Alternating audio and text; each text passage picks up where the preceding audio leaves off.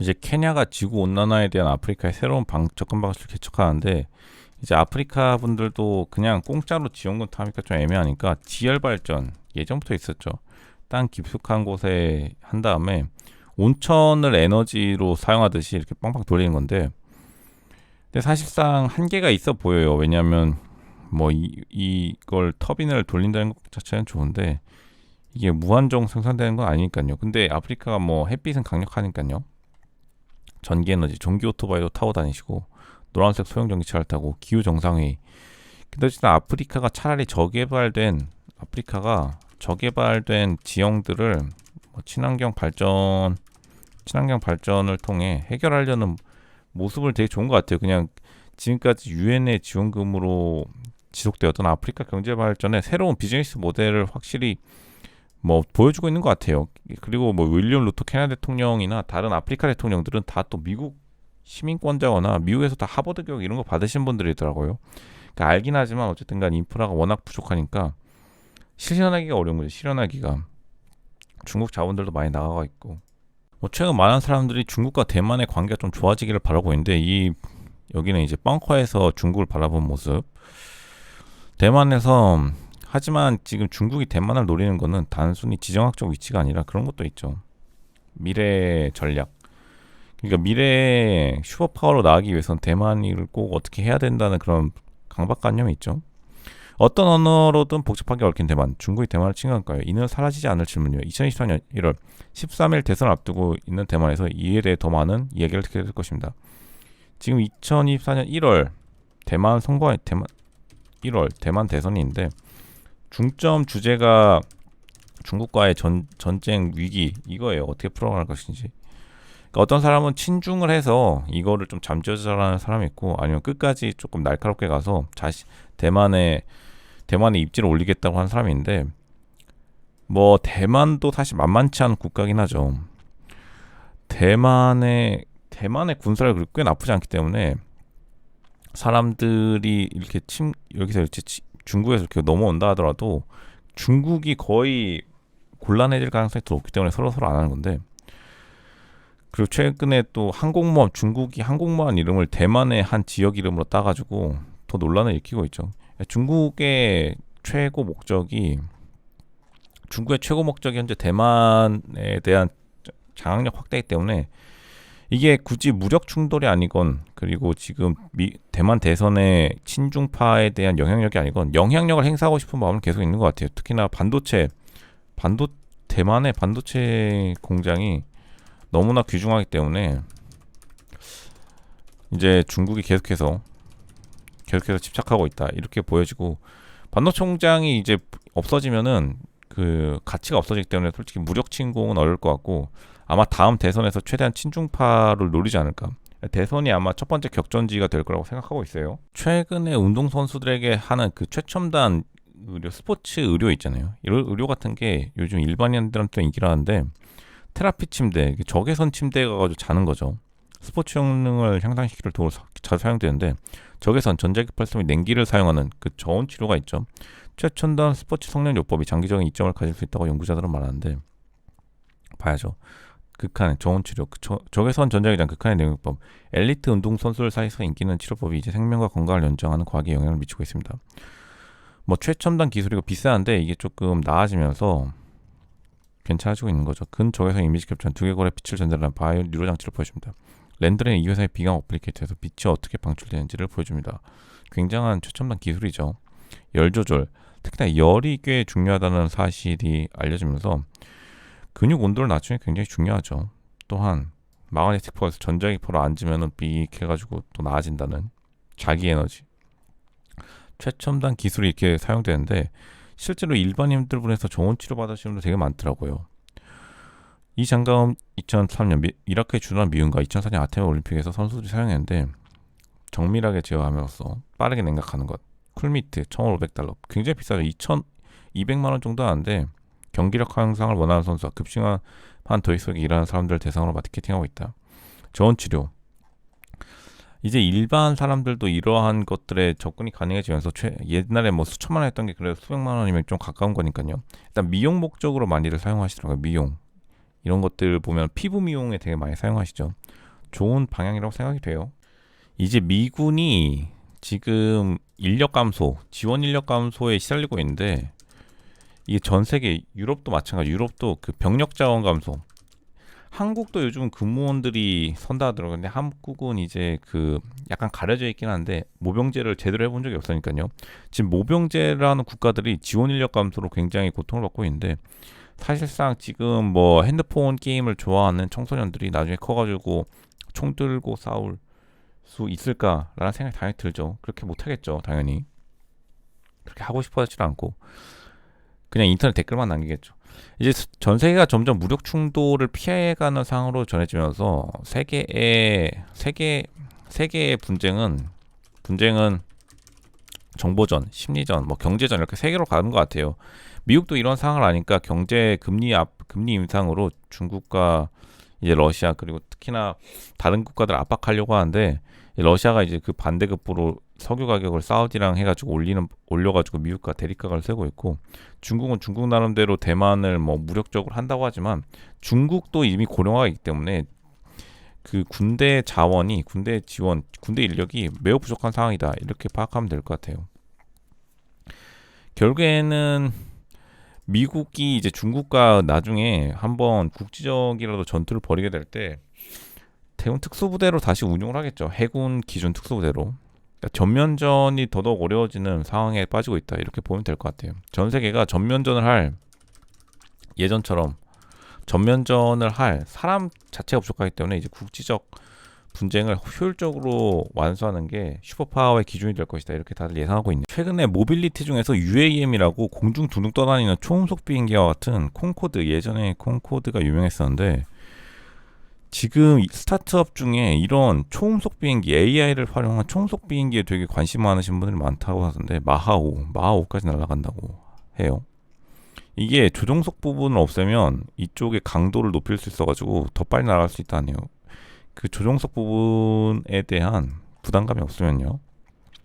혹은 조종석 대신 여기다가 그 뭐라 그러죠 사이트 뭐 카메라를 두고 하든지 F백 AOL의 공동 창업장인 그 헤르메우스가 조지아 공대 졸업생이 설립한 회사이며 뉴욕이나 실리콘밸리 간에 애틀랜타에 본사를 두고 있다는 점. 실리콘밸리는 아니지만 지금 그 최근에 유행을 한 하이퍼루프도 이건 이제 땅으로 초고속으로 움직인다는 거고 초고속 지하철 소규모 지하철이고 이제 미국이 항공기를 좋아하다 보니까 마하오 뉴욕에서 런던까지 90분 만에 주파할 수 있는 이러한 초고속 모빌리티에 대한 수요가 급증하면서 이렇게 스타트업이 성공하고 있다. 스타트업이 부밍, 스타트업에 투자금이 몰리고 있다. 이 정도로 보면 될 것 같아요. 결국 미래에 사람들이 원하는 건 초고속 모빌리티, 빠르게 움직일 수 있는 그런 걸 원하기 때문에 어떻게 해야 되는지 봐야죠. 어떻게 보면 초고속 모빌리티가 상용화되면 진정한 뭐 지역 균형이 이루어질 수도 있겠죠. 이제 경제가 좋을 때는 다들 ESG를 찬양하다가 경제가 안 좋아지니까 빨리 살아남아야죠. 기업은 돈을 버는 것이 목적이지 ESG를 따는 것이 아니라고 스트라이브 CEO 팩폭 때렸는데 공화당 후보인 비백 라하스와며 공동 설립한 반행동주의 펀드 책임자 맷 고른 임원 보수를 결정할 때 지속 가능성 목표를 사용한다고 주장합니다. 물론 ESG를 따라야겠지만 최대 목표는 돈을 버는 거죠. 회사는 무엇을 위해 존재하는가? 이 질문은 지난 10년 동안 상장 기업 세계에서 가장 많이 논의된 질문 중 하나였습니다. 최고 경영자와 펀드 매니저들은 조금씩 기업의 주주만큼이나 이해관계자들을 위한 존재라는 생각을 갖게 되는데 환경 거버넌스 물론 돈 잘 벌 때는 ESG한테 돈 뭐 10억씩 던져줘도 괜찮았었는데 최근에는 아니죠. 이러한 관점이 확고하게 잘 잡으면서 오늘날 연구에서는 CEO의 80% 이상이 보너스로 온전하게 받으려면 ESG 목표를 달성해야 되는데 ESG도 좋죠. 일단 1등을 한다면 ESG를 해야지 좀 좋아 보이는 거지. 솔직히 기업이 자기 돈벌이도 못하면서 ESG 추구하면은 그 꼴값으로 보이죠. 어쩔 수 없는 거죠. 주주라면 속이 터지겠어요. 안 터지겠어요. 자기가 주주라고 생각해보면 간단해지는 문제를 남 기업이라고 그렇게 하면 안 되죠. 꼭 근데 ESG 하시는 분들이 꼭 주식 싫어하시는 분들이 되게 ESG 좋아하시더라고. 아니 그러면 여러분이 돈 넣게 되면 좀 다르게 보일 거예요.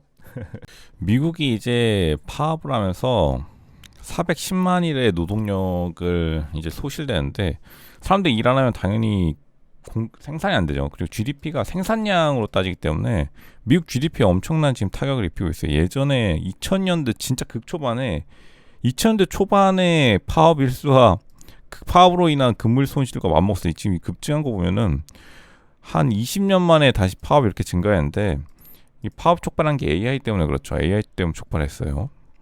AI 때문에 촉발했는데 전미 자동차 노동조합 미국 노동자들이 거의 25년 동안 25년 됐네 25년 속도로 파업을 벌이고 있는 가운데 나온 것입니다.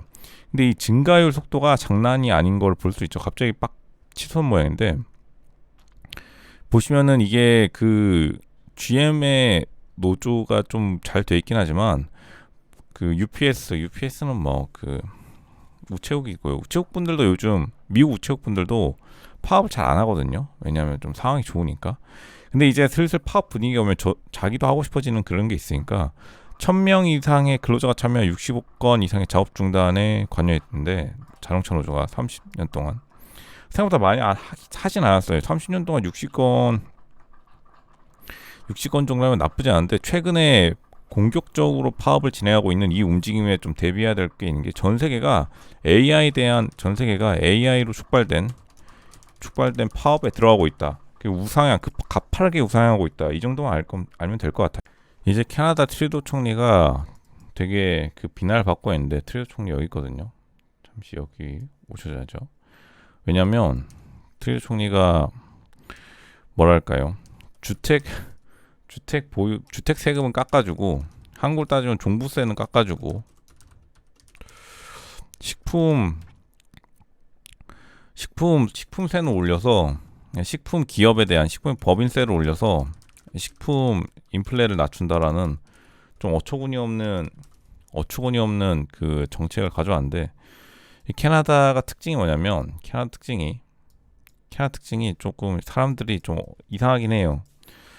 캐나다의 경제 정책이 조금 맨날 이상한데 근데 이게 또 먹힐 수가 있어요. 사람들이 트리도 총리를 비난하지만 캐나다의 그 경제가 완전히 미국이랑 거의 비슷하게 가는데 자연 뭐 경관이나 이런 게 좋다 보니까 생각보다 캐나다가 뭐 경제 위기인 적이 없어요. 뭐 너무 띄엄띄엄 있고 도시들도 근데 이게 조금 황당한 거죠. 식품기업 법인세를 올려서 식품 인플레를 낮춘다는 말이 직관적으로 들어오지 않죠. 그리고 종부세를 깎아준다는 것도 종부세를 깎아주면은 뭐 인플레이션이 낮아질 수야 있겠지만 갑자기 뜬금이 없죠. 아마 근데 이거는 그 다음에 뭐 총선 지지율 때문에 한 것 같고 이거는 이제 자기 멋대로 한 것 같은데 결과적으로는 캐나다 사람들이 IQ가 마이너스라고 이런 말 하면 안 되겠죠. 캐나다 총리가 참 많은 밈을 형성시켰는데 좀 황당하긴 해요. 경제 정책 자체가. 이제 스텔란티스 크라이슬러가 협상이 좀 불발되는데 크라이슬러 지프 공장에서 이제 미국 자동차 노조와 협상이 불발되면서 결국에는 약간 장기화 추세로 들어가네요. 장기화 추세로 들어가고 전미 자동차 노조 조합원들이 금요일 3대 갈등 조짐으로 더 많은 공장을 확산될 경우 수십억 달러의 손실이 우려되며 2024년 대선 앞두고 정치권으로 이미 파급됐죠. 스텔란티스의 그 크라이슬러 지프 공장이 최근 장사가 잘 되는데 갑자기 그 거의 중지돼 버리면서 엄청난 손실을 입고 있어요. 지프가 그러니까 자동차 노조는 지프 보고 게임을 하고 있다는데 게임이라는 게 돈을 많이 주겠다고 하는데 다른 GM이나 포드가 나올 때까지 크라이슬러를 기다리게 하려는 속셈인 거죠. 디트로이트 자동차 제조 업체 3사는 목요일 밤 일부 노조원들을 미시간 오하이오 미주리 공장에서 파업을 벌였음에도 불구하고 교섭을 계속했는데 계속해서 근데 포드랑 GM은 돈을 조금 더 줄려 하는데 근데 이 자동차 회사들도 어떻게 하냐면 이제 미디어를 활용해서 그 자동차 노조를 비난하기 시작했는데 지금 현재 서로 공격하는 방향으로 가고 있기 때문에 당분간의 협상은 어려울 것 같긴 해요. 어쨌든 돈은 주기로 했어요. 어느 정도. 근데 임금 인상을 최소한 15에서 20% 정도 해주기로 했는데 4년간 40% 요구하는 이 일시적 인상이 굉장히 힘들기 때문에 게다가 포드, GM, 크라이슬러 3개가 동시에 이거를 타결하는 것조차 어렵죠. 된다 하더라도. 그러니까 GM과 포드, 크라이슬러가 동시에 좋은 조건을 줘야지 자동차 노조는 그만두겠다는 생각인데 그 세 개 업체들이 당연히 그 뭐 모자란 사람들도 아니고 어느 정도 서로 맞춰서 눈치 보면서 주겠죠.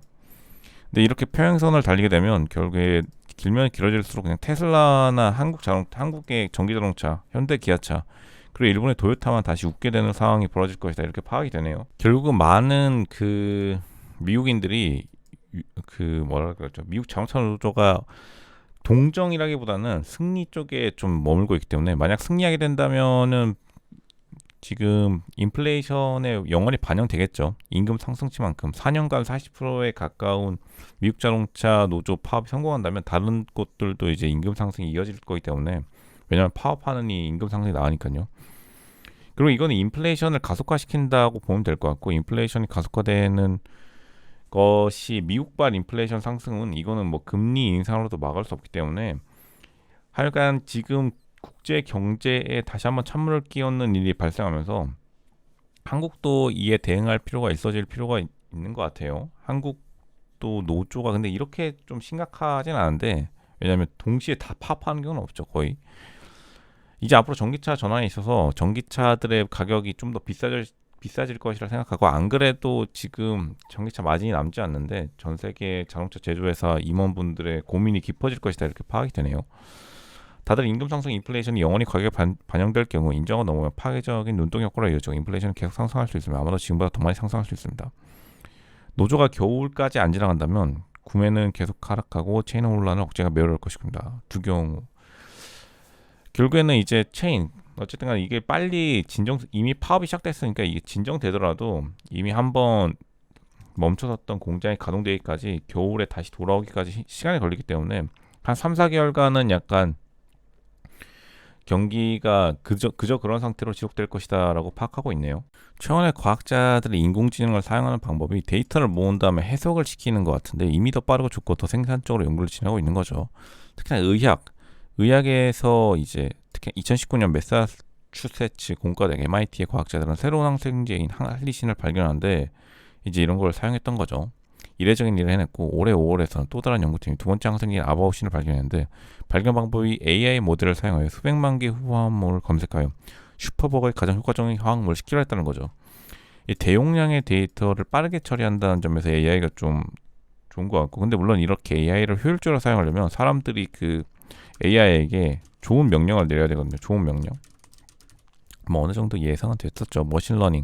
머신러닝에서 이제 의학에 사용되는 비중이 급등하고 있다. 급등. 그러니까 생각보다 의학의 AI를 사용하는 비중이 굉장히 높고 또 하나가 뭐냐면 이것도 의학인데 그 뭐라 그러죠? 의학과 관련된 아이언맨 수트 같은 것 이걸 의공학이라나요? 의공학에 되게 많이 사용되고 있어서 앞으로 사람의 어떻게 보면 신경 체제를 빠르게 인식하는데 AI를 사용해서 사람의 신체 능력을 향상시키는 쪽으로 많이 발전될 것이다 이렇게 또 예상을 하고 있어요. 이제 블룸버그에서 레이지걸잡이라고 해서 그냥 그 어떻게 보면은 막 틱톡으로 해서 많은 인플루언서 인스타스타들을 욕하고 있는데 인스타스타를 욕한다고 해서 인스타스타들에 대한 뭐 쉽게 돈 번다 하는데 쉽게 돈 벌기 사실 쉽지 않죠. 돈 버는 건 무조건 쉽지 않아요. 디지털 시대의 진정으로 성장한 1세대는 청소년 인터넷 문화에서 가장 잘하는 트롤링하고 있는 걸지도 모릅니다. 온라인에서 성장한 세대가 직장의 규범을 재정의하고 있는데 뭐 돈을 훨씬 더 많이 버니까요. 인스타 팔로워 10만 명만 돼도 평생 먹고 살 걱정 없다 하죠. 지금 어쨌든 그렇게 또 새롭게 기존에 뭐 슈퍼모델 일자리가 인터넷 공간으로 올라가면서 많은 돈을 벌고 있다는 건 유명한데 최근 틱톡의 유행은 소녀를 다른 단어와 결합하여 개념이나 움직임을 전한다라는 것입니다. 걸메스, G세대, MZ세대의 광고 전략. 이제 기존의 슈퍼모델이 그 정해진 시간 내에서 원격 근무 같은 유연성이랑 삼위일체에 초점을 맞추고 있는데 어쨌든 언제 어디서나 일할 수 있다는 점이 사람들에게 매력적으로 다가오는 거죠. 브랜딩.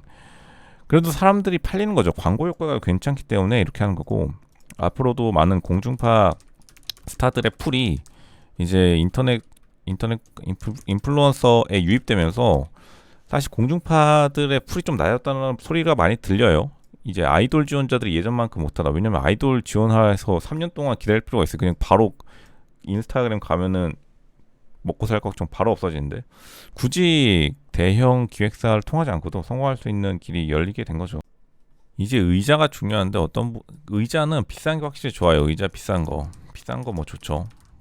허먼 밀러. 참고로 제가 쓴 거 허먼 밀러인데 허먼 밀러 같은 경우에 원래 한 100만 원이면 샀는데 지금 한 150, 200 하더라고요. 예전에 사서 다행이고 가격값 오르기 전에 샀거든요. 진짜 편하게 해요. 지금 하고 있는 거 허먼 밀러고.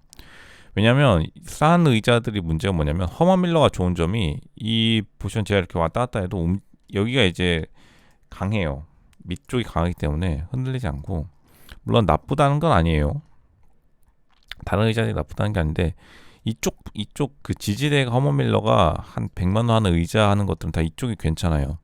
이런 것들도 원래 한 비싼다고 하는데 원본 기본 수역인데, 근데 이것들도 뭐 나쁘지 않고, 근데 사무실 의자는 확실히 비싼 걸 쓰는 게 좋고, 지금 뭐 싸진 않죠. 대부분 의자가 비싼 이유가 있는데, 그 사무직이라면 의자에 신경 써야 된다.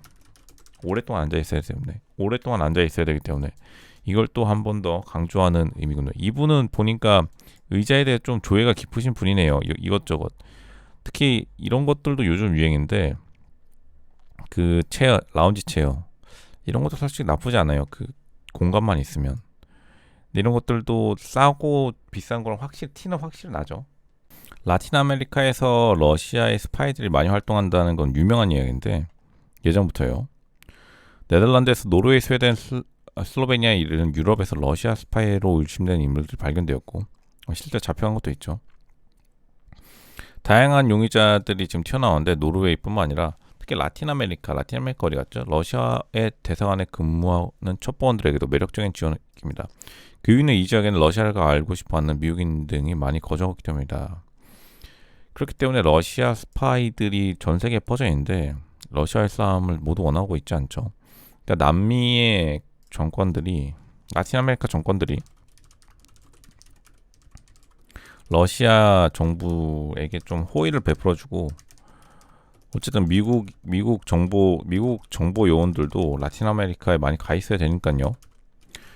그러니까 서로 약간 니즈가 맞아서 이렇게 있는 건데, 라틴 아메리카에 있는 미국 정보원이랑 러시아 정보원이 솔직히 다 알겠죠. 딱 겉모습마다 티가 나는데 서로 이제 스파이 활동을 하고 있고, 러시아가 이제 첩보전이 강해질수록 미국 첩보전도 강해지겠죠. 지금 10년, 20년만 하더라도 일부 예를 제외하고는 현지 정보기관이 자원이 부족하고 정교하지 못했기 때문에 미국보다 덜 면밀하게 활동하다가 최근에 10년 동안에 많이 늘어났다고 해요. 전 세계적으로 자신의 정보기관 능력을 향상시키려고 하는 노력을 계속해서 지속하겠죠. 이제 최근에 그 석유 가격을 고의적으로 올리고 있는데, 러시아도 석유 가격을 올리고 싶어 하고요. 그리고 사우디아라비아도 바이든 행정부에 대한 이제 어느 정도 보복이겠죠. 간접 보복이라는 말이 많은데, 이제 여기 보시면 유가 상승하면 역사적으로 낮은 미국 석유 매장량이 있고, 러시아는 높은 가격으로 서방을 이제 곤란에 빠뜨리고 싶어하고, 사우디아라비아도 바이든을 좀 곤란에 빠뜨리고 싶어하고, 겨울이 오면은 무조건 석탄비, 난방비가 떼져야 되기 때문에 또 자연스러운 가격 상승이 있죠. 지금 석유 회사들의 랠리가 시작되고 있는데, 석유 회사들의 주가가, 그리고 원유 가격도 다 오르고 있는데, 앞으로 어떻게 될지는 한번 봐야겠지만, 실제로 이게 지정학적, 정치적 문제로 촉발된 만큼 러시아의 문제가 빨리 해결돼야지 유가가 안정되고 세계 경제의 청신호가 다시 켜질 수 있겠죠.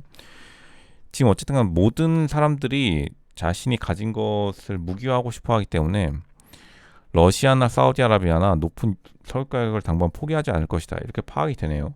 미국은 전세 대출과 같이 문제되는 게 학자금 대출인데, 사실 한국의 전세 대출보다 더 많이 1인당 부담하고 있죠. 한 가정당 어쨌든 간 아파트 한 대씩 가지고 있다고 보면 되는데, 아파트 전세 대출 한 사람당 2억에서 3억이면 굉장히 많은 돈이죠.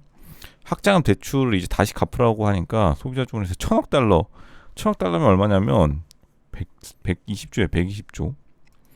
딸 오라가 함께 집에 있는 콜린과 제시카 에반스는 학자금 대출 상환 재개를 준비하면서 가계 지출을 긴축할 방법을 찾고 있습니다. 사실 그 학자금 대출을 잠시 중단시켜 주니까 한 2, 3년 동안 사람들이 그걸로 차 사고, 당연히 그만큼 부담이 덜어지니까요.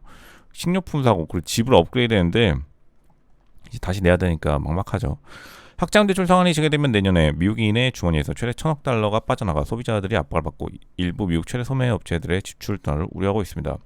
소매 업체들, 리테일 업체들, 그러니까 한국 따지면 마트 업체들이 소비 뭐 냉각을 우려하고 있는데, 하필이면 9월 달에 그 지금 경제가 다시 살아나려고 하는데 또 그 학자금 대출 제기를 했다는 점이, 월스트리트저널은 이걸 통해서, 월스트리트저널이 바이든 대통령 좋아하는데도 참 그 경제 정책이 따로따로 논다라는 그 느낌을 지울 수 없죠. 하필이면 금리 인하 시그널을 보낸 다음에 학자금 대출을 다시 갚으라는 건 뭐예요? 아니, 인하해주고 갚으라고 하든지.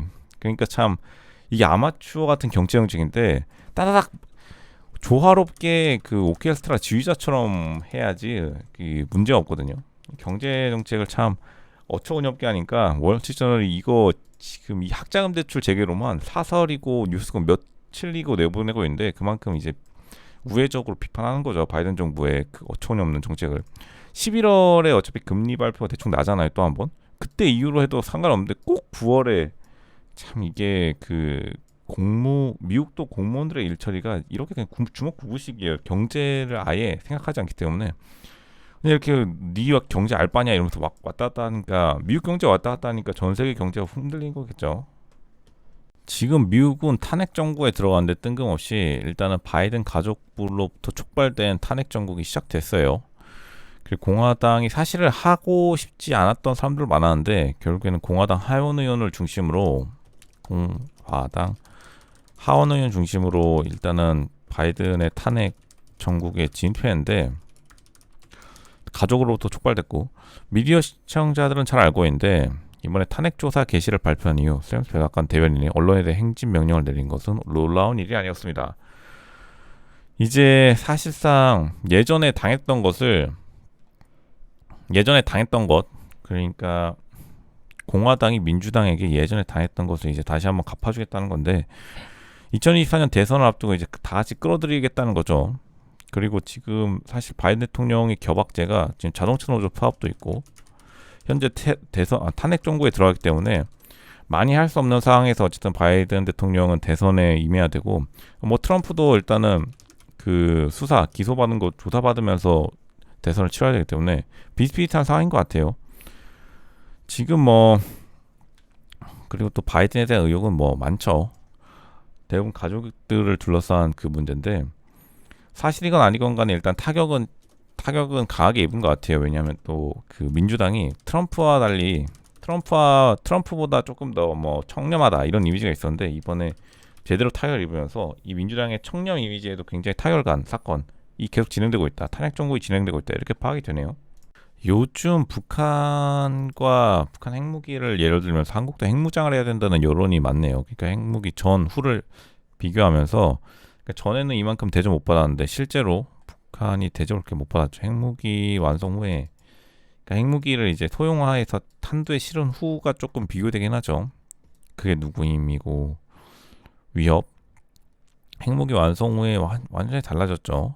그리고 또 미사일 기술이 발달하면서 어느 정도 북한이 글로벌화에 성공한 것 같아요. 글로벌 지정학적 입지 중에서 북한의 개발이 굉장히 위협적이고, 그렇기 때문에 한국도 이제 핵무장 해야 된다는 게 이제 이런 글을 올리신 분들의 목적인데, 한국 핵무장도 이제 핵무장 어렵진 않긴 하죠. 지금 가지고 있는 미사일에서 조금만 손보면 금방 되니까요. 그리고 한국도 다 가지고 있고. 근데 만약 한국도 가지게 된다면 오히려 또 잘 될 수 있지 않을까 생각하는데, 일본도 문제가 있고, 일본이 무장시킬 것인지 아니면 다 같이 하나씩 무장시킬 것인지 봐야 될 것 같은데, 근데 어쨌든 한국의 핵무장이 결국에는 북한이 먼저 성공하면서 한국도 어떻게 될지 한번 봐야 될 것 같아요. 한국도 들어올 것인지 아니면은 그냥 미군이 들어오는 걸로 할 것인지, 미국이 한국에 이제 가져오는 걸로 할 것인지, 그런 식으로 해서 어찌됐든 바로 위에 있는 국가가 가지게 돼 있으면 밑에 있는 국가도 가지게 되는 게 어떻게 보면은 필연적인 수순이긴 하겠죠.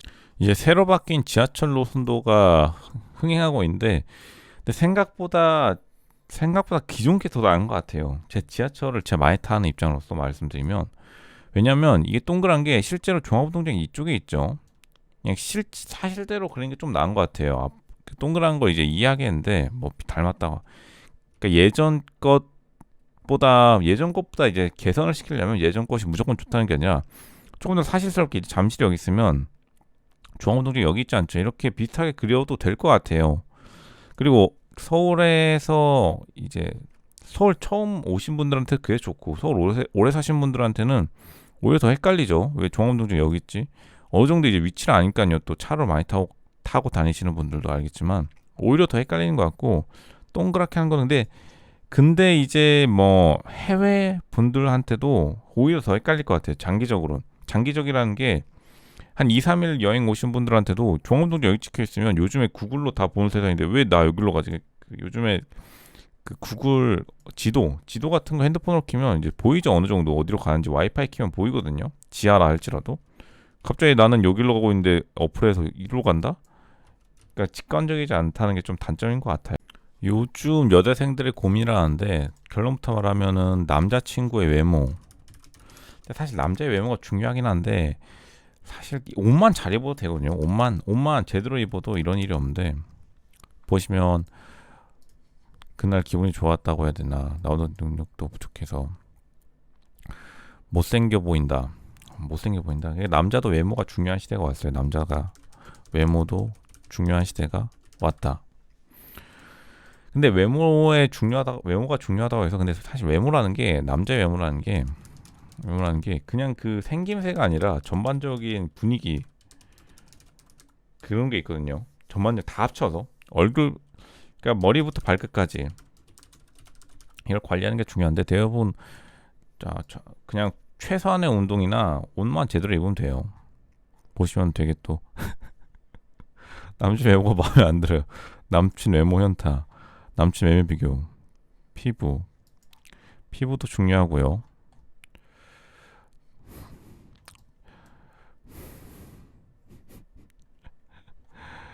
중요해야죠,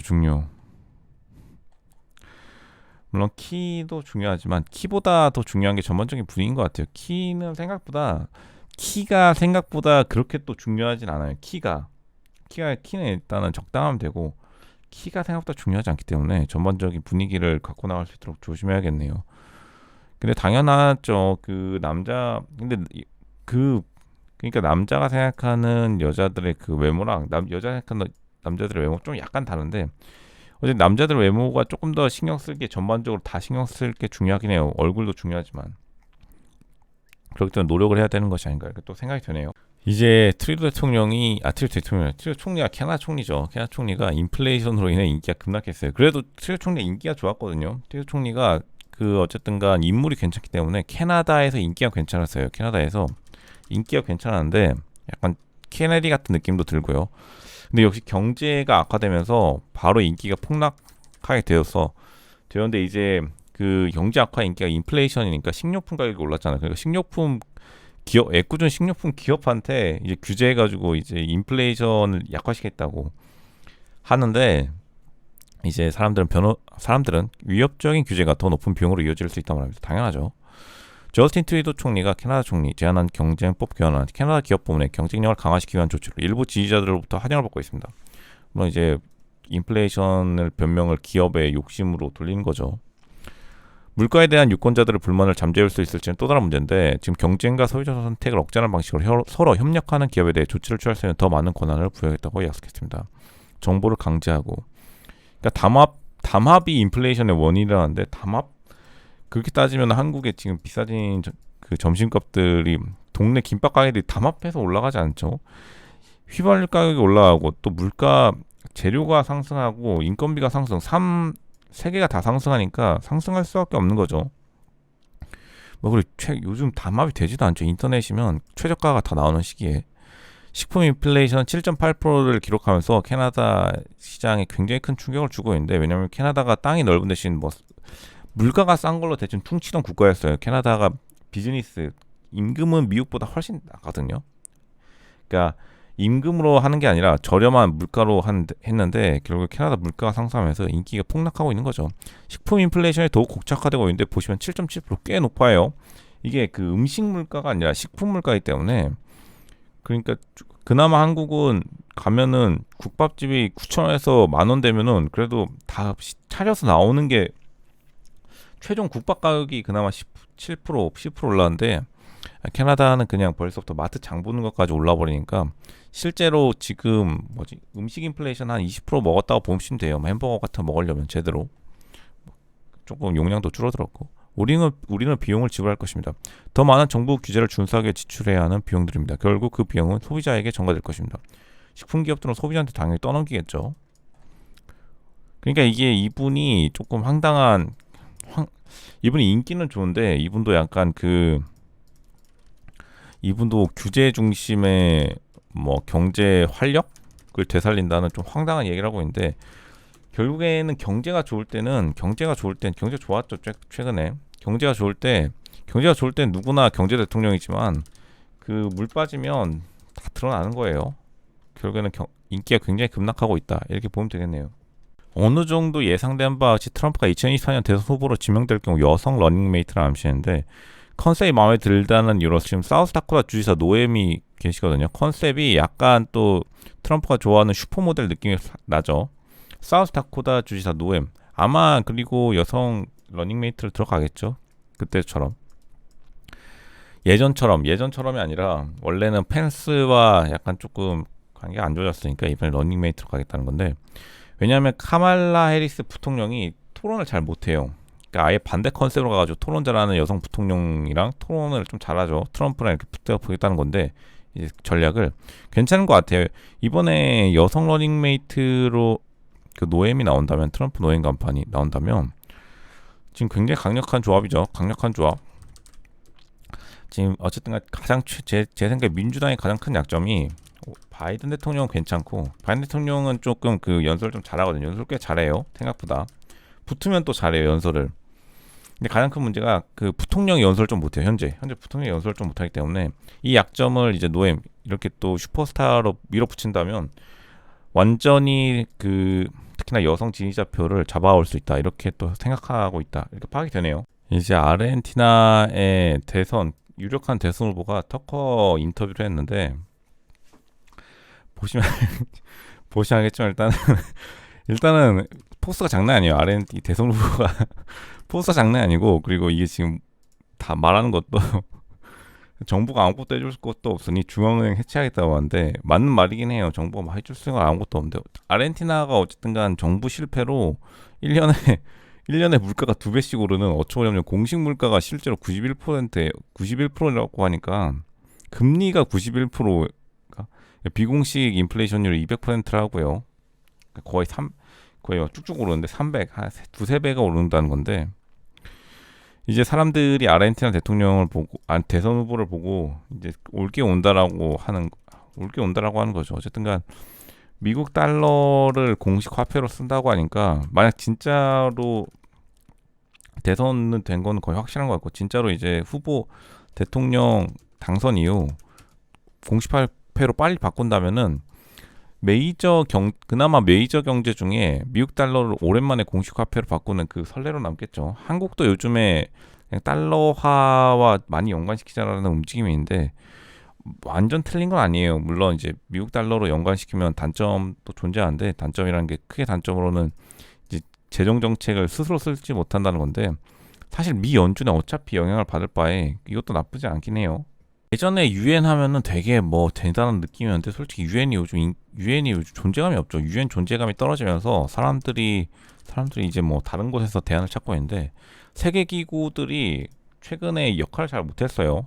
뭐 세계 기구보다 미국 연준의 목소리가 더 컸기 때문에 바이든은 거부권을 행사할 수 있는 유일한 안보리 지도자인데 제가 볼 때는 유나이티드 네이션 이제 세계 연합이 그 유통기한을 좀 다 했다 이렇게 생각이 들어요. 유통기 다 했고 좀 뭐 약간 업그레이드 시즌 2를 시작해야 되지 않나 이런 생각이 드는데 바든 편지하면서 지금 수많은 세계 지도자들이 유엔 총회 연례 모임을 위해 뉴욕에 모이는 가운데 전 세계 문제들은 해결의 실마리가 보이지 않은 채로 빠르게 그리고 두껍게 드러나고 있습니다. 그리고 많은 국가들이 이에 대한 해결책을 찾기 위해 다른 곳에 눈을 돌리기 시작했습니다. 뭐 브릭스라든지 사우디아라비아를 포함해서 돈을 좀 쏜다든지 하는 식으로 바꾸려고 하고 있는데 유엔이 완전 이제 솔직히 사람들 관심도 안 가지죠. 이는 미국의 리더십을 공고히 하기 위해 유엔 설립을 주도했던 미국조차도 인정하고 있는 문제입니다. 미국도 이제 인정하죠. 유엔이 뭐 여기 와가지고 그냥 서로 시간만 때우고 월급 받고 그냥 지나가는 자리인데, 물론 관리들이 오랫동안 유엔이 무의미하다고 선언하고 그 종말을 예측해왔기 때문에 거의 진보한 표현이 되었는데, 브릭스가 이제 유엔으로부터 좀 탈피하려고 노력을 하고 있죠. 뭐 인도도 그렇고, 뭐 물론 여기서 문제는 중국과 인도가 또 싸우고 있지만, 어쨌든 사우디아라비아가 자기 중재 역할을 한다면서 들어왔기 때문에 돈이 많으니까요. 중동이 좀 돈이 많아서 아마 지금 유엔만이 유일한 게임이 아니라는 것은 사실이었는데, 앞으로 세계 질서가 브릭스 같이 이제 대규모 연합체들끼리 하는 것 같아요. EU 그리고 브릭스 그리고 나토 그리고 또 에이펙 이렇게 돼 있죠. 이렇게 한 4개로 재편되지 않을까 생각되는데, 나토 있고 여기 EU랑 나토랑 약간 비슷한데, 일단은 찍어 넣으면 에이펙, 미국이랑 그 동아시아, 또 뭐 있죠? 그리고 브릭스, 이렇게 조금 겹쳐진 상태로 세계 균형이 유지되지 않을까 이렇게 생각이 드네요. 이제 영국의 공군이 많이 없었는데, 솔직히 영국 공군 이야기 들어보신 적 있나요? 미국 공군하면 미국 공군의 뭐 F-22 전투기를 떠올리죠. 랩터. 이제 이것도 많이 노후화돼서 이제 AI 전투기가 나온다는데, F-35를 쓰긴 해요. 영국의 이제 로얄 에어포스 분들이 F-35 미국 거를 받았었는데, 근데 미국이 영국의 그 요구 사항에 맞춰서 많이 잘 만들어줬다고는 하는데, 보시면 영국 공군이 이제 줄어들고 있죠. 월스트리트저널에서 왜 갑자기 이걸 실어주는지 모르겠는데, 영국이 뭐 미국 로키드 마틴 전투기 좀 사달라는 건지, 사실 생각보다 되게 적긴 해요. 169대 169대밖에 없어서 프랑스보다 적고, 이태리보다 영국 공군이 작아요. 근데 영국 공군이 물론 영국은 이제 해군도 잘 없는데, 영국의 군대 축소 비중이 조금 애매하긴 하죠. 노후화된 비행기와 적은 교관으로 인해 새로운 조종사를 배출하는 것조차 어렵다. 이것 따지면은 사실 한국이 나름의 오히려 한국의 그 휴전이 그 오히려 한국의 뭐 체력을 길러줬다라고 생각하는 게, 영국 분들이 이제 공군을 배출하는 것마저 힘들다. 영국 그 조종사 훈련하는 비행기랑 그 인프라도 없는 걸 보면, 그러니까 한국이나 위상이 요즘 많이 올라간 것도 느껴지죠.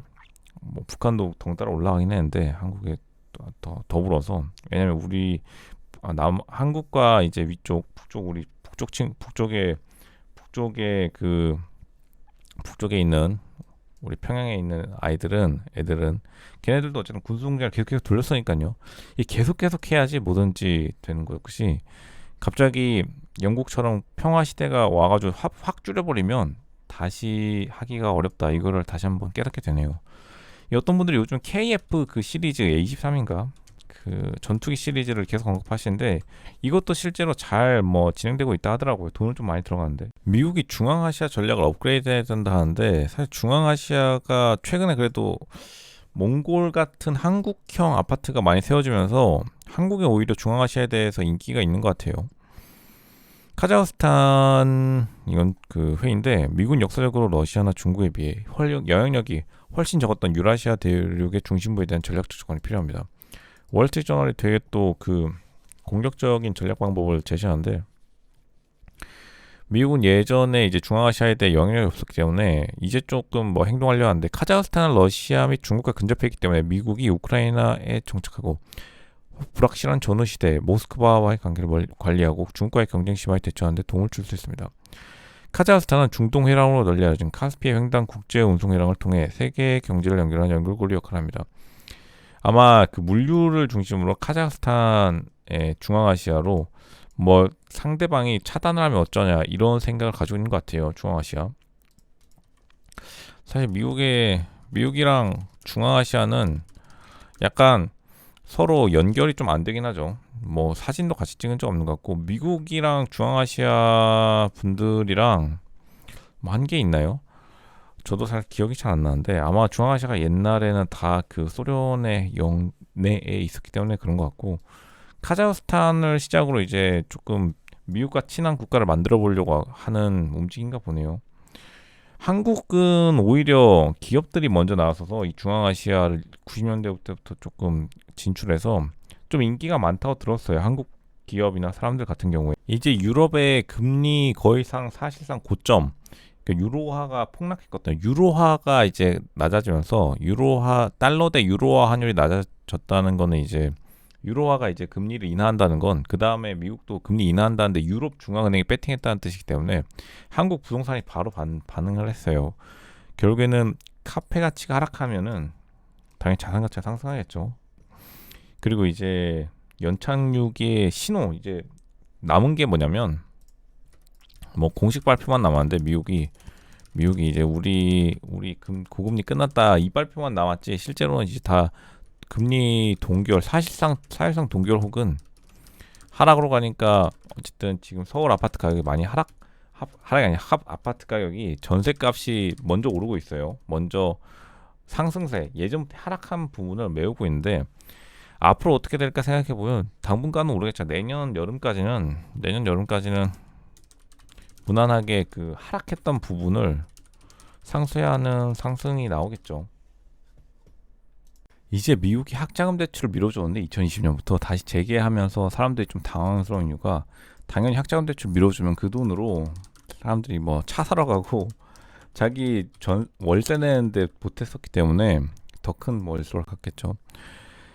근데 이게 2억에서 3억 정도로 절대 학자금 대출 규모가 작지는 않거든요. 한 개인당. 이후 정상적인 정상적인 생활로 돌아간 것에 만족하고 있는데 미국에서 학자금 대출을 받은 대출자들이 팬데믹의 한 측면을 놓치고 있다. 약 4,300만 명의 대출자가 있는데 이는 미국 경제에 큰 부담이 될 것입니다. 보면은 이제 갚지 않았다고 하다가 다시 한번 빵 하고 이제 다시 낼 때가 돌아왔는데 어떻게 해야 될지 참 고민이 많을 거예요. 왜냐면 경제가 사실 성장하고 있는 와중에 금리를 낮추던가 아니면은 학자금 대출을 연장해 주던가 해줘야 되는데 두 개 다 쉽지 않은 거죠. 정상적인 생활은 매우 힘들고 바이든 행정부가 지난 6월 대법원에 의해 차단된 후 대출자 1인당 최대 2만 달러까지 탕감하는 계획을 부활시킬 수 있다는 희망을 갖고 있지만 법적 작용이 만만치 않죠. 그러니까 학자금 대출을 원래 날려주려 했다가 한 사람당 한 몇천만 원 한도까지 이제 법원에서 그러지 말라고 하니까 지급 자체를 조금 뭐 완화시켜줬어요. 또 연장해 주던가. 근데 지금 이제 다시 내야 될 상황에 처해 있으니까 그러니까 원금은 깎아주지 않았는데 이것 때문에 이제 미국 사회가 정말 문제가 말이 많죠. 왜냐하면 미국은 집은 평생 안 사는 사람이 있어도 대학은 다 나오거든요. 교육열이 있어서. 생각보다 미국도 교육열이 되게 높아요. 그러니까 이걸 어떻게 처리해야 될지 한국으로 따지면 거의 뭐 전세 이자 면제랑 똑같은 파급력이에요. 불가능하다고 보는 게 많고 시각이 오히려 이제 미국 학자금 문제가 한국의 전세 자금 대출 문제와 진짜 비슷한 문제를 가지고 있고 또 더 약간 또 좀 더 심각한 게 전세 자금 솔직히 그 집을 빼면 되는데 한 사람한테 개인이 받은 학위 뭐 돌릴 수도 없기 때문에 정말 문제가 많죠. 결국에는 어느 정도 느낌이 왔는데 제가 애플 아이폰 15 프로 대응해서 배팅을 했는데 맞아 떨어졌네요. 애플 아이폰 15 프로 맥스 가장 비싼 모델이 가장 크고 가장 비싼 모델 수요 증가로 11월에 배송이 연기된다고 하네요. 굉장한 흥행 성공으로 가장 비싸고 가장 비싼 모델이 큰 아이폰 모델이 아이폰 15 프로 맥스가 수요 증가로 11월로 배송이 연기되면서 결국 해내네요. 애플 주식은 계속해서 오르고 있고 얼마 전 출시된 아이폰 15 프로의 배송 시간이 일부 구성의 경우 11월까지로 하이엔드 버전에 대한 수요가 강하다는 것을 알 수 있습니다. 비싼 게 잘 팔리는 게 최고죠. 저가 시장도 중요하긴 하지만요. 아이폰은 애플 매출의 약 50%를 차지하며 이 새로운 모델이 3분기 동안 지속된 매출 확산을 반전시킨 데 도움이 될 것이라고 기대하고 있습니다. 가장 비싼 모델이 매출의 50%를 차지하는 아이폰 중에서도 그 세그먼트의 가장 비싼 모델이 너무 잘 팔려가지고 11월로 배송이 연기될 정도라면 보나마나 뻔하죠. 이렇기 때문에 솔직히 삼성도 하이엔드 전략을 극 하이엔드로 가야 되긴 해요. 극 하이엔드. 잘 팔리는 모델이 비싼 모델이 잘 팔리는 그런 중심의 전략이 좀 필요하지 않나 이렇게 또 생각이 되네요. 제가 요즘 갤럭시 아이폰 통화 녹음 기능에 대해서 말하자면 한마디로 저 결론부터 좀 음침하긴 해요. 무슨 뭐 우리가 탐정 수사 노래하는 것도 아니고 저는 사실 거의 일부러 통화 녹음 기사 안 써요. 무슨 장난한 것도 아니고 이걸 뭐 법정에 가져와서 내가 무기를 가지고 있어. 무기는 진짜 그 무기는 통화 녹음은 통화 녹음일 뿐이죠. 그런데 서로 그러니까 제가 참 신뢰할 수 있는 사람이라고 널리 퍼진 것도 제가 그런 거뭐 뒤에서 증거 수집하고 그런 걸 잘 안 해요. 특별한 일이 없는 이상, 그러니까 엄청나게 특수한 일이 아닌 이상 하지 않고, 그리고 이게 좀 이 법원도 문제야. 법원도 맨날 이거 증거 채택을 해주는 그 습관이 남아 있어가지고 이런데 이게 솔직히 음침한 습관이에요. 그러니까 아이폰은 아예 없죠. 애초에 그 사람들이 신경 쓰지도 않고 갤럭시를 통화 녹음 기능 때문에 쓴다. 이해는 가지만 저도 다 갤럭시 다 있어요. 통화 녹음 때문에 쓴다는 거는 솔직히 좀 이상한 것 같아. 사람을 가는데 내가 누가 나를 해코지할 것 같아서 난 통화 녹음을 해. 나는 증거가 있어. 그러면 솔직히 그 사람은 요즘 같은 시대에는 인스타그램 쓰는 시대잖아요. 페이스북 쓰고 뭐 저 이상한 사람 아닌가 하고 지나가지. 저 사람이 통화 녹음 녹취록을 꼼꼼히 챙기구나 하는 사람은 없어요. 요즘 회의에서 녹취록 안 쓰는데 왜 통화에서 쓴다는 거지?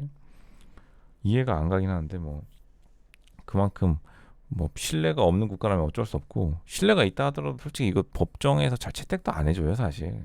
이제 한국에서도 유명한 샘 알트만인데, 샘 알트만이 기하급수적으로 퓨처 오브 AI 유명하죠. 챗GPT 챗봇을 만든 공동 창립자이자 최고 경영자인데, 근데 사실 불평등 해소는 좋은데 해소를 AI가 대신해 준다는 건 사실 좀, 불평등 해소를 AI가 대신해 준다는 건 비약이긴 해요. 왜냐하면 불평등이 그럼 뭐냐, 불평등의 정의를 일단 AI가 정해준다는 건데 AI가 정할 수 있을 것인지 모르죠. 정할 수 있겠지만 그러면 불평등이 만약 갑자기 한국 사람이 AI가 와가지고, 글로벌 AI가 와서, 글로벌 AI가 아니라 무슨 AI 최고로 똑똑한 AI가 와서 한국이 신라면을 먹는 건, 그것은 전 세계 기준 부유층에 해당됩니다 하고 갑자기 세금 때려버리면, 신라면 AI 50% 세금 내세요, 아니면 AI 군대가 출동할 것이라면은 이거 당연히 한국 사람이면 물음표 찍고 반박을 하지 않겠어요? 정치적으로 그렇게. 또 기술자들이 정치를 싫어하지만 만약 눈앞에 다가와가지고 UN AI가 와가지고 한국에 신라면 먹는 거 부유층이니 50% 세금 내세요 하면은 정치적 행동을 다시 제일 먼저 할 것인데, 이런 것들을 어떻게 받아들여야지, 그 불평등의 정의를 AI가 정할 수가 없다는 게 대부분 그 자본주의의 기본 성격이긴 해요. 자본주의의 기본 전제가 그 누구도 기준을 정할 수 없고 시장의 기준을 맡긴다 이런 거거든요. 시장 균형을 AI가 정하기는 매우 힘들다. 왜냐하면 그렇게 돼서 지금 AI가 사실 AI 뭐 투자 기법들이 별로 성공하지 못했어요. 그만큼 시장의 기준은 누가 와도 성공시키지 못한다 이렇게 보는 게 맞죠, 지금까지는. 근데 물론 뭐 슈퍼 A가 탄생하면 어떨지 모르겠지만, 뭐 이건 사실 큰 뉴스는 아닌데 정부라고 한다면 이제 미국 법무부랑 구글이랑 싸우고 있는데, 이제 반독점으로 걸렸어요. 안티트러스트. 이게 뭐 예전에 철강이랑 철도회사 잡으려고 만든 건데, 구글한테 덮어 씌운 것 자체가 약간 무리수라는 평판이 많아요. 당연히 그럴 수 없는 게, 사실 구글 누가 여기 쓰고 싶지 말라고 해서 유튜브에 억지로 있으신 분 한 명도 없잖아요. 근데 이거를 반독점을 했다는 것 자체가, 특히나 미국이, 솔직히 말해서 구글이 이제 저번에 뭐라 하죠? 이제 구글이 예전에 대선 때 정치 광고를 너무 많이 실어가지고 서로 미움을 사서 이렇게 된 건데, 공화당 측에서도 미움을 사고 민주당 측에서도 미움을 산 게, 자의적으로 이제 광고를 막 개제 철회하니 많이 하다가 이제는 조금 누그러졌는데, 결국에는 구글이 이제 사도 논란이 있으니까 사내 내부 메시지에다가 특정 단어를 쓰지 말라고 했어요. 근데 구글이 웃긴 게 단어 중심으로 뭐 광고 키워드를 뽑는 건 유명한데, 이게 구글이 조금 억울한 면이 있죠. 왜냐면 그 사내 메신저에까지 자기가 마음대로 기업을 마음대로 못하고 사내 메신저까지 자체 검열해야 되는 수준에 왔으니 구글도 참 안타깝다는 생각이 드는데, 워낙 사람들이 구글에 대해 많이 또 비난을 하는 게 있으니까 뭐 최대 대기업이 가진 숙제겠죠. 이게 너무나 많은 힘과 권한을 가지고 있으니, 또 하나의 정부나 다름없으니까요. 정부와 같은 높은 수준을 요구한다는 것 자체가 조금 구글에게는 힘겨울 수 있겠네요. 많은 블룸버그의 경영 전문가들이 소비자들이 여전히 약간 우울한 것, 경제 호조에도 불구하고 그럴 듯한 단 한 가지뿐입니다. 근데 너무 이제 사람들 억누르니까 우울하죠. 강력한 노동시장에도 불구하고 소비자 심리는 그 이전 2020년 수준을 훨씬 밑돌고 있는데, 왜냐면 솔직히 쇼핑을 많이 해보신 분들 알 거예요. 돈 쓰는 재미가 있잖아요. 그것도 다 같이 해야 재밌지. 따로따로 그 온라인 쇼핑하면 되게 돈 쓰는 재미가 안 나요. 그래서 생각보다 그 오프라인 고깃집이 훨씬 장사가 잘 돼요. 밀키트 이런 것보다. 왜냐면 같이 뭐 하잖아요. 돈 쓰잖아요. 그럼 그 재미에, 돈 쓰는 재미에 돈을 1,000원 써도 같이 쓰면 한 2,000원의 효용 가치가 온다고요. 대부분. 같이 쓰는 게 그렇게 재밌다는 거예요. 미국이 경기 침체에 빠질 것인지 논쟁은 낮은 수준의 소비자 심리에 대한 수도꼭지는 큰 문제입니다. 역사적으로 소비 심리는 경기 위축을 예측하는 데 도움이 되는 경우가 많았지만 현재로서는 유용한 신호로 활용되지 않는 것 같습니다. 그러니까 소비 없는 경제 상승, 뭐 답은 하나죠. 금리를 낮추니까 빵빵 터진 건데, 우상향으로요. 지지하는 정당이 백악관을 차지하면 경제에 대해 더 나은 평가를 내리는데 뭐 당연하죠. 자기가 지지하는 정당이 대통령이 되면, 그럼에도 불구하고 바이든 대통령이 그만큼 경제를 못했다는 반증이기도 하고요. 많은 사람들이 바이든을 지지했는데 막상 경제가 좀 안 좋으니까, 특히나 휘발유 가격이 올라가면 이제 밖으로 나가기 싫어지고, 집안에서 주문하면은 하나 주문하고 땡이니까 밖으로 나갈 때 돈이 확실히 팍팍 돌죠. 그러니까 역시 경제는 오프라인 위주가 돈은 진짜 잘 벌 수 있어요. 이제 한국 사교육뿐만 아니라 미국 사교육에도 기절할 수 있는데, 스펙이 중요하잖아요. 스펙? 미국 스펙 전쟁이 초부유층이 자녀의 하버드 입학을 위한 초호화 상담을 구매한 거죠. 튜터. 근데 딱 얼굴을 봐도 딱 그 상담 잘하게 생겼네요. 고급 입시 컨설턴트들이 입시 경쟁을 한 단계 더 끌어올리고 있습니다. 미국판 스카이캐슬이죠. 스카이캐슬이 참고로 미국에서 온 거죠. 그리고 미국은 더 대단한 게, 미국은 그냥 무슨 뭐죠? 영문학과 가는데도 돈을 엄청 들여요. 그러니까 그만큼 돈이 있으니까 과에도 신경도 안 써요. 그냥 영문학과 마음에 든다? 그럼 영문학 교수 그냥 붙여버리는 거예요. 조만간 모든 학부모와 크리스토퍼 리메가 같은 질문을 할 것입니다. 우리 아이가 하버드나 예일에 입학하려면 무엇이 필요할까요? 그의 대답은 75만 달러. 컨설팅 한 번에 1억씩 가져가는, 1억이 아니라 10억? 9억? 7학년부터 대입 준비를 시작하는 학생들에게 아이비리그에 합격하기 위한 림의 조언에 대한 요구입니다. 이 가격은 8개 엘리트 학교 중 하나에 실제로 입학하는 드는 비용의 2배 이상입니다. 커맨드 에듀케이션의 사장님이시라는데, 근데 딱 봐도 뭔가 장난 아니어 보이는데, 하긴 근데 이런 게 되게 중요하긴 해요. 솔직히 입시 컨설팅이, 저도 예전에 있어 봤잖아요. 예전에 했었는데 진짜 어렸을 적에 돈이 되긴 해요. 분당 뭐 2만 원 정도 하는 것 같아요. 분당 2만 원? 장난 없죠. 1시간에 이제 60만 원이니까. 60만 원 맞나? 1시간에 120만 원이었나? 120만 원? 맞죠? 1시간 안 하고 30분 정도 하는데 30분은 이제 쉬고. 근데 그럼에도 불구하고 이제 많이 되는 거, 미국은 더 심한데, 미국의 그 학벌 가치가 급상승하면서, 내 한마디로 말하자면 입시 컨설팅은 받는 게 좋아요. 사실 입시 컨설팅 받는 게 좋아요. 왜냐면 이 학부모가 자기 머리 못 간 게 맞아요. 제 머리 못 갔거든요. 혹시나 저는 이제 뭐 그렇지만 저도 가끔씩 올리지만, 이제 옛날 기억에 혹시나 그 가격으로 대치동 이런 거 있잖아요. 고민되시면 다 같이 가서 받아보는 게 최고예요.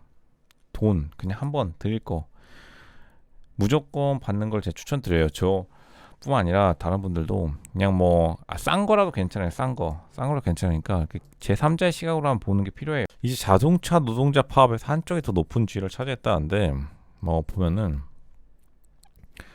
4년에 걸쳐 40%의 임금 이상, 30%인 줄 알았는데 40%였었는데 또 40% 됐네요. 10년간. 대단한데, 요구사항을 거의 달성하고 믿을 만한 이유가 있대요. 근데 굴복할 걸 예상하지 않고 뉴욕타임즈 같은 경우 갈등 당사자들뿐만 아니라 일반 대중에게 피해를 줄 수 있습니다. 불행한 일이죠. 별로 불행해 보이시지 않은 것 같은데, 근데 이런 사실 말투 좋진 않아요. 이것도 약간 번역된 거긴 하지만, 내가 내 거를 안 해주면 남이 불행해진다? 그러면 누가 이 사람의 장기적으로 지지해줄 사람도 없어요. 세 회사는 어쨌든 한 건에 파업했는데 보면은 일단은 어느 정도 그건 있어요. 파업을 하는 거 좋은데 파업을 한 이유가 이번에 사실상 뭘까요? 사실상 최근에 IT 직종이 부러워가지고 파업했다 보는 게 맞아요. 이번에 이 파업하는 것도 할리우드 작가가 파업이 오래 가니까 이거 보고 자신감을 얻어서 파업했다고 하는 게 정설이고, 지금 근데 보시면 알겠지만 이 보시면은 이 그 미국 자동차 업체에 약간 뭐 인벤토리 투 세일즈 포 오토 굉장히 적은 재고로 지금 활용하고 있는데, 그러니까 사실 상태가 좋지 않아요. 미국 차 업계가 테슬라 빼고 미국 차 업계가 그냥 그저 그래요. 그러니까 호황일 때도 그저 그렇고 불황일 때는 좀 심하게 좀 침체되고 이렇기 때문에 현재 많은 이제 경제 분들이나 경영 전문가분들이 파업이 시작되면서 자동차 노동자들이 더 강력한 주력과 강력한 수단을 가지고 있는 것으로 보이는데, 근데 이것도 이제 할리우드 만약 파업이 종결되면 이것도 힘을 잃겠죠. 여전히 협상이 타결될 것으로 났건 하지만 한계가 있다고 하는데, 미국 공장을 폐쇄하고 일자리 더 저렴한 곳으로 옮길 가능성은 언급되지 않았습니다. 미국 공장을 폐쇄할 이유는 사실 없는데, 결국에는 이번 파업이 어떤 거를 불러일으켰냐면 미국 전역에 사실 노조의 마지막 불꽃이라고 보시는 분도 많아요. 노조의 마지막 불꽃. 왜냐하면 노조 가입률이 워낙 낮기 때문에 노조의 마지막 불꽃. 그리고 사실 이 정도로 요구를 강하게 들어준다는 것 자체가 힘들죠. 힘들기 때문에 앞으로 중국이나 다시 동아시아 자동차가 다시 힘을 쓴다면 어느 정도 미국이 조금 이제 그 자동차 시장에서 영향력이 더욱더 줄어들지 않을까 이렇게 판단이 되네요. 참고로 테슬라는 이번에 노조 파업에 참가를 안 해서 테슬라를 사는 사람들도 많을 거예요. 이제 자동차 파업 첫날인데 그 자동차 CEO들이랑 그 노조 단체 위원장이랑 엄청 싸우고 있어요. 파업은 일어날 필요가 없었다. 사실 이게 맞죠. GM CEO가 오랜만에 옳은 말씀 해주셨네요. 파업은 일어날 필요가 없었죠. 이제 깜짝 놀라서 솔직히 제 생각에 이번 기회를 계기로 GM은 한국에 공장도 있잖아요. 한국의 근로자들이 재평가되는 한국 공장 재평가의 시절이 온 거예요. 이게 사실 GM이 폐쇄한이 많이 했다가 한국 공장이 좀 괜찮아서 살려뒀잖아요. 호주 공장인가? 거기는 이제 폐쇄한 것 같고 다시 할지 말지 모르겠지만 GM 한국 공장이 한국 그 미국의 구원투수로 나서게 된 역사적 사건이기도 하죠. 한국 근로자 재평가. 근데 한국은 왜냐면 군 기대 경험이 있잖아요. 지키는 선은 있어요. 지키는 선. 솔직히 미국 근로자처럼 4년에 40% 임금 인상 이런 행동은 솔직히 안 하는데, 물론 이제 세게 던진 다음에 한 15%에서 20% 정도 잡겠다는 전략은 다 알고 있는데도 솔직히 근데 한국도 파업도 솔직히 지키면서 하는데 미국은 그냥 냅다 사장들이 돈 올려주겠다 하는데도 이렇게 파업하는 거는 쉽지 않거든요. 냅다 파업해가지고 테슬라랑 한국 공장들만 웃는 거죠. GM 공장이나 한국 현대 기아자동차도 웃고 있죠. 너네 뭐 하냐 이러면서. 이제 인스타카트가 한국의 머켓컬리랑 약간 비슷해요. 느낌도 비슷하고 이미지도 비슷하고, 그리고 CEO가 약간 하는 것도 CEO의 느낌도 약간 비슷한데 뭐 좋은 거죠. 이제 인스타카트가 사실상 지금 상장을 좀 밀어놨는데 이번에 상장할지 말지를 준비하는 것 같아요. 다시 한번 광고 회사가 되는 것을 보여줍니다. 결국에는 이 회사도 처음에 식료품 배달, 쿠팡의 새벽 배송 이런 걸로 성공했는데 결국에는 광고. 요즘에 라이브 커머스가 그렇게 뭐 황당한 게 이게 먹방과 동시에 라이브 커머스 하면 이거 사람들 엄청 사더라고요. 근데 이게 좀 효과는 있는 것 같아요. 인스타카트의 최고 경영진으로 취임했을 때 PGC 모형 굉장히 성공했어요. 식료품 배달 스타트업 성장은 급격히 위축되고 있었는데 이사회는 그녀에게 회사가 돈을 부여할 수 있는 새로운 방법을 찾아달라고 요청했습니다. 광고 경험이 있는 이제 페이스북 예전에 임원이었는데 시몬은 자신의 강점을 10분 발휘했습니다. 그녀는 2019년에 시작한 인스타카트 광고 사업을 공격적으로 확장하여 식품 브랜드가 비용을 지불하고 회사에서 더 나은 위치를 차지할 수 있도록 했습니다. 브랜드들이 광고가 도움되는지 의문을 제기하자 시몬은 광고 효과를 입증하는 연구를 의뢰했다고 회사에 정통한 두 사람들이 말했습니다. 인스타카트는 예전에는 이제 단순 배달, 새벽 배송 아니고 땅이 넓으니까요. 식료품 배달에서 시작했지만 이제는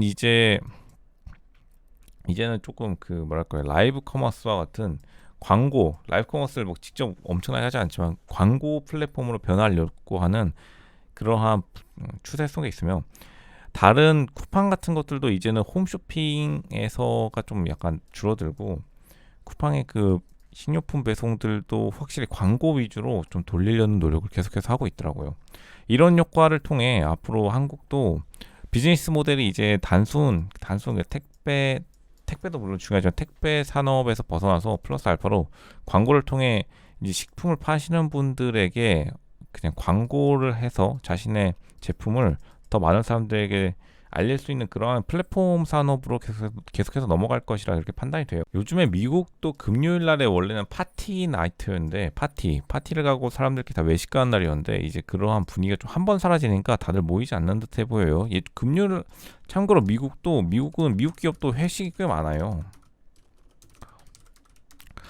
금요일에 원래 회식하는 날로 돼 있었는데, 상사가 팀원들에게 좀 일찍 퇴근하라고 권유하거나 정장 및 넥타이 복장 규정이 슬랙스와 스웨터로 바뀔 수 있는 날이었는데, 이제 금요일 날에 미국 같은 경우에 이제 재택근무가 많아지고 회식 문화는 아예 그 식당들이 문을 닫아버리니까 금요일 다음으로 이뤘다, 이렇게 보여지네요.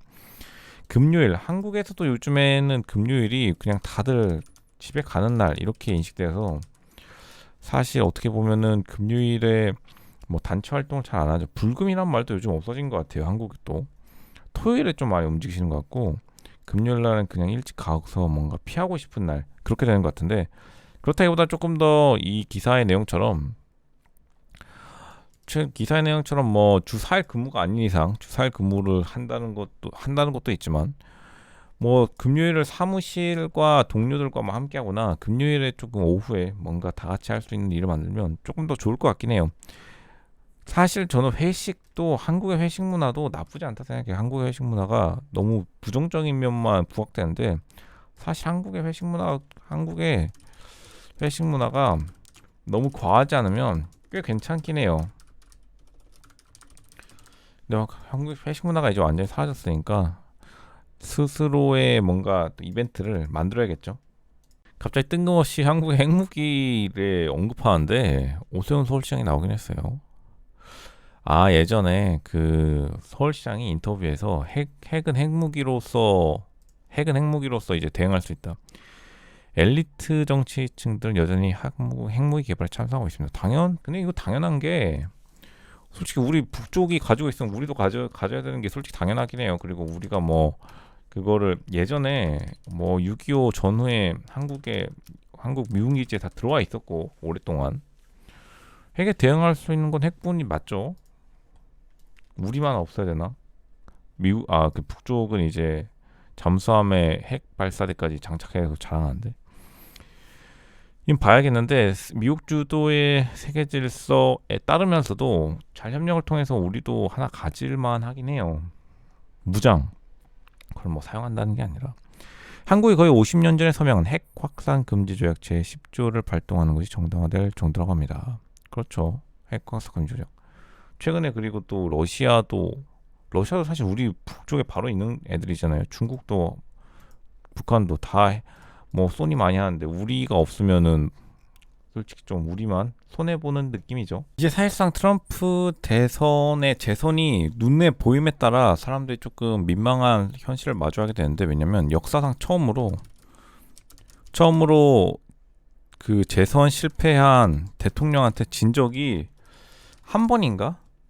두 번. 그것도 한 번인가 두 번밖에 없어요. 그러니까 트럼프까지 포함해서 된다면, 그러니까 엄청나게 민망한 지금 일이고, 특히나 예전 같은 경우 무슨 뭐 남북전쟁 특별한 일이 없거나 이런 일이 없었었는데, 만약 민주당이 트럼프에게 지게 된다면 역사상 가장 민주당에게 전 세계의 망신살을 제대로 뻗치는 거죠. 재선 실패가 아니라 재선 실패한 전 대통령한테 또 진다는 건 미국 역사상 아예 없었던 일이에요. 그냥 평시에는 아예 없었다고 봐도 되고, 이번에 트럼프가 이제 지지율이 너무나 폭발적으로 성장하면서 정말 난리가 났어요. 백악관으로 이제 돌아온 트럼프가 다시 백악관으로 가는 이 길에 아무도 막을 수 없는 그 추진력이 있고, 어떻게 보면은 사람들이 이제 다시 한번 민망해지는 거죠. 그는 계속 승리하고 있고 그런 우려는 금방 사라질 것입니다. 지금 계속해서 경선에서 높은 지지율을 보이고 있기 때문에, 이렇게 되면 이제 어떻게 될까 생각해 보면, 트럼프가 다시 재선되면 진짜 전 세계가 다 뻘쭘해지죠. 왜냐면 트럼프와의 외교 관계를 막 사람들이 비난했었잖아요. 그러니까 요즘 좀 세계가 트럼프 경선 그 캠프에 가가지고 좀 전화를 한다고 들었어요. 좀 다시 온라인하기 위해서, 만약 다시 된다면. 그럴 정도로 전 세계가 민망해야 될 그 일을 하려고 지금 돌아가고 있는데, 트럼프가 백악관으로 역사상 가장 유명한 재선 매치가 이제 2024년 오게 되네요. 타임지는 G20 국가들이 여전히 화석연료 산업을 지원하기 위해 수십억 달러를 지출하고 있다고 되게 부정적으로 말했는데, 그럼 G20 인도가 화석연료 없이 태양광으로 지금까지 발전을 했으면 지금까지 카레만 먹고 있었을 확률이 높죠. 너무 이상적인 건 좀 이상하긴 해요. 이상향이 좋은데, 화석연료에 유리하도록 공공자금을 사용하는 것은 중단하는 이 목표는 기후 변화에 맞서 싸우는 데 있어서 당연한 일 중 당연할 것입니다. 뭐 환경 지키지 않는다는 사람 없죠. 근데 현재 그 돈 인해서, 그러니까 재정 지출 내에서 해내야죠. 보시면은 미국이 있고 대충 중국이 있고 어쩌고저쩌고 한데, 미국이 그 소득이 높으니까 환경 지출에 많이 쓰죠. 여기 딱 봐도 좀 가난한 나라들밖에 없는데 어쩔 수 없는 건데, 그러니까 너무 뭐랄까요, 환경론자들은 솔직히 잘 먹고 잘 살잖아요. 그 북극에 보트 타고 놀러 갈 수 있는 것도 아무나 하는 게 아니니까, 놀러 간다는 것보다 일단은 놀기도 하면서 환경을 지키기도 하지만, 당연히 미국처럼 그냥 뭐 돈이 많으면 좋겠죠. 못하는 나라들은 어쩔 수 없이 석탄 떼야죠. 떼면서도 어떻게 좀 발전과 에너지를 같이 쓸 수 있는 그러한 우리가 전략을 세워야지, 좀 다잡고짜 비난하면은, 그럼 여러분 타임지 기자분들이 가서 대신 일해주려 하면은 바로 그냥 법정으로 달려가실 분들이